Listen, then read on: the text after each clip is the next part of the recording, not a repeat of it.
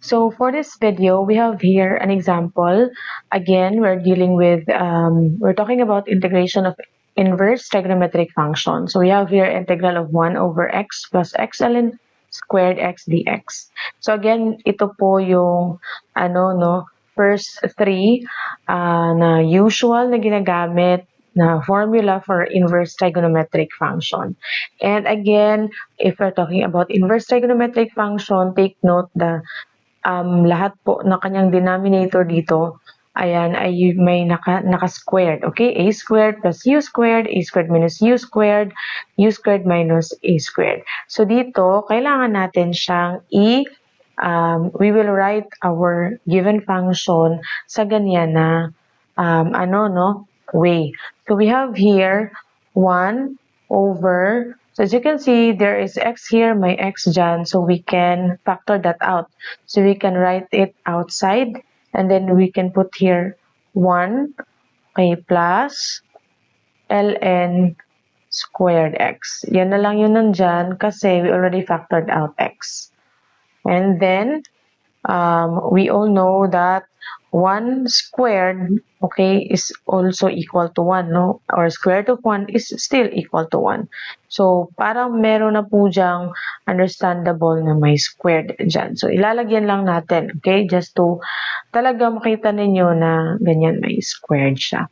Tapos, we have to identify what is our A and what is our U. So, ganito po ko lagi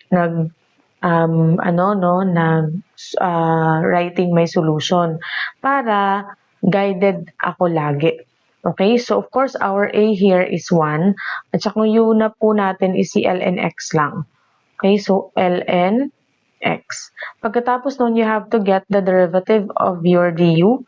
I have your u, so the derivative of ln x is 1 over x dx.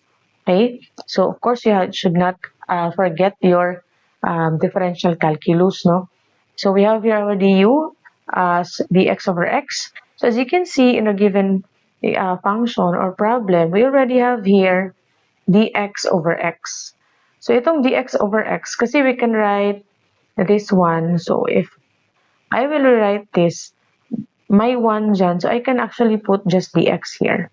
Diba? So I already have here dx over x, which is ito siya. So this is now our du.